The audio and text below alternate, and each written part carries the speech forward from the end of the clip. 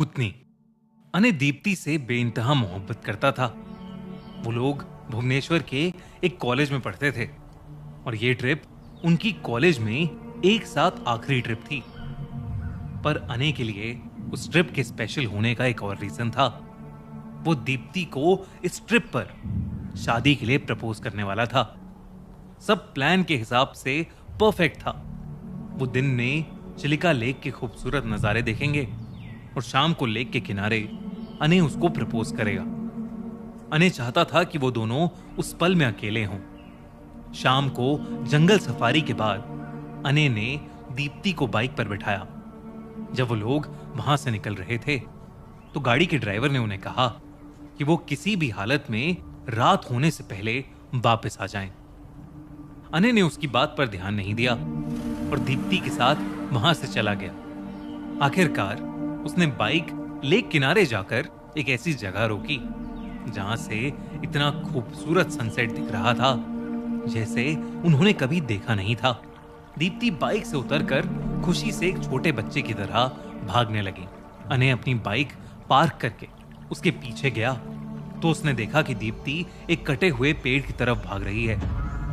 उसने सोचा कि वो उसे छुप कर डराएगा और फिर उसी वक्त उसे प्रपोज कर देगा और उसने यही किया।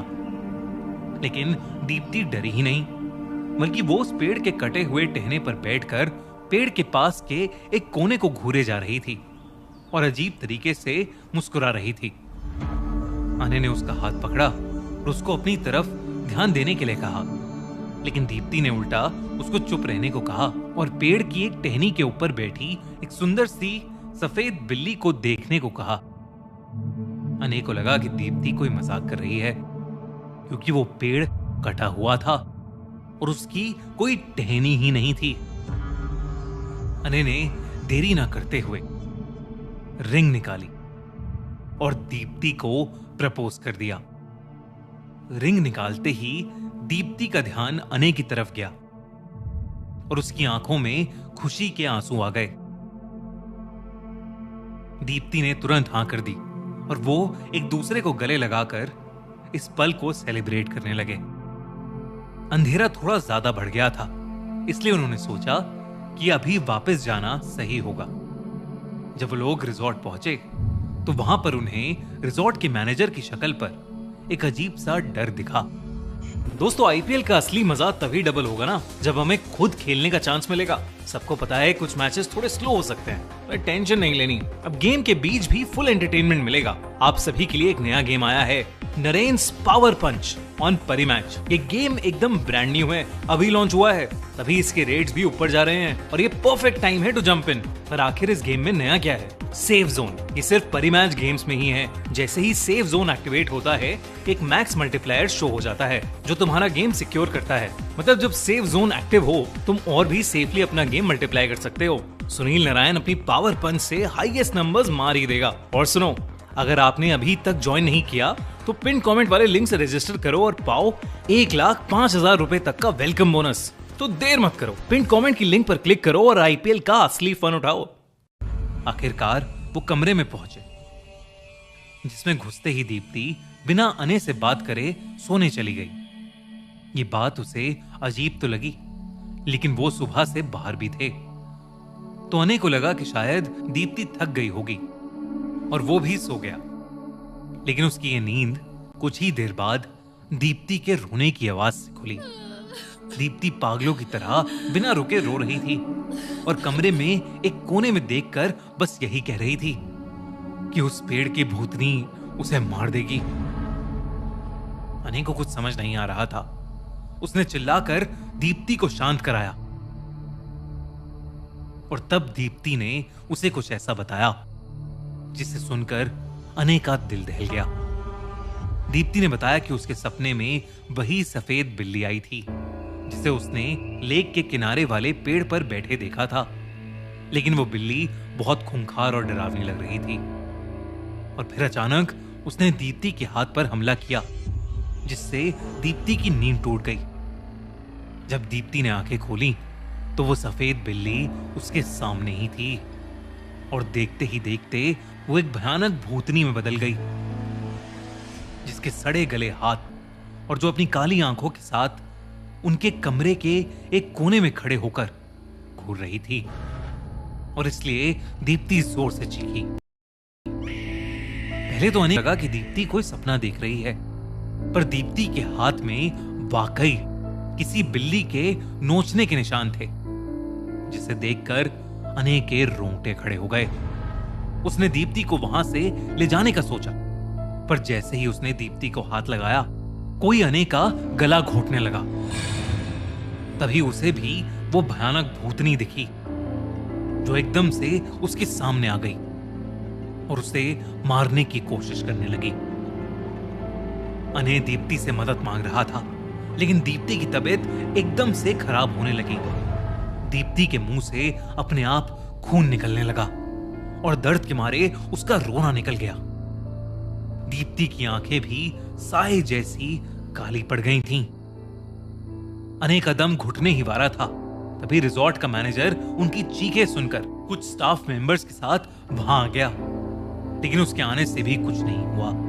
वो भूतनी अब वहां नहीं थी, लेकिन दीप्ति की आवाज बदल चुकी थी और वो एक डरावनी सी आवाज में बस यही कह रही थी कि वो सबको मार देगी। जिसके तुरंत बाद वो दोनों बेहोश हो गए। मैनेजर की मदद से अने और दीप्ति को हॉस्पिटल ले जाया गया। जब अने की आंख खुली तो उसने देखा कि उसके पेरेंट्स, दीप्ति के पेरेंट्स और वो मैनेजर वहीं थे और उसे होश में आता देखकर बुरी तरह रोने लगे। अने ने डरते हुए उनसे दीप्ति के बारे में पूछा और उन्होंने बताया कि दीप्ति की हॉस्पिटल पहुंचने से पहले ही ब्लड लॉस की वजह से मौत हो गई। अने ये सुनते ही पूरी तरह से टूट गया और तब उस रिजॉर्ट के मैनेजर ने उसे कुछ ऐसा बताया जिसे सुनकर सबकी रूह कांप गई। उसने बताया कि मंगला जोड़ी गांव के एक पेड़ पर एक भूतनी का वास है। कई साल पहले उसने लोगों की जान लेनी शुरू कर दी थी।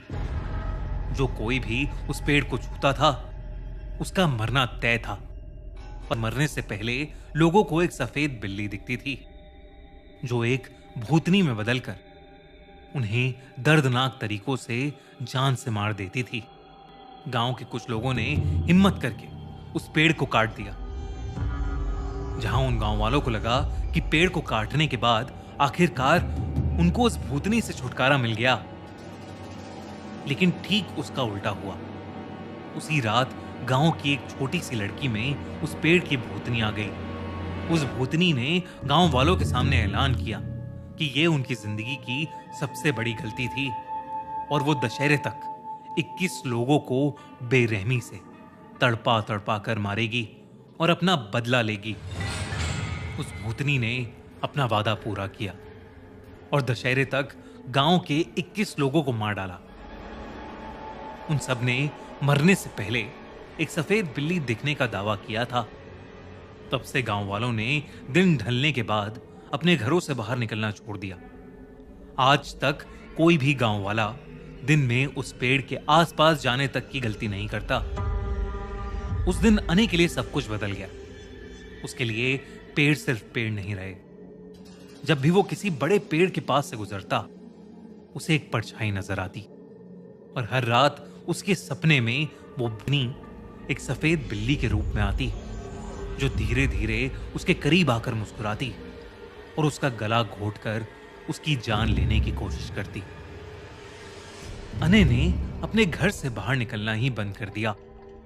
कुछ महीनों बाद एक रात उसके पेरेंट्स की नींद अने के चिल्लाने से खुली। वो किसी से पेड़ के पास आने के लिए माफी मांग रहा था। उसके पेरेंट्स डरते हुए उसके कमरे तक पहुंचे, लेकिन वहां उन्हें अने नहीं बल्कि उसकी लाश मिली, जिसके सामने वही मंगला जोड़ी पेड़ की भूतनी हंस रही थी, जिसके बारे में अक्सर अने बात करता रहता था। पर इससे पहले कि अने के पेरेंट्स कुछ कर पाते, वो हंसते हुए हवा में एकदम से गायब हो गई।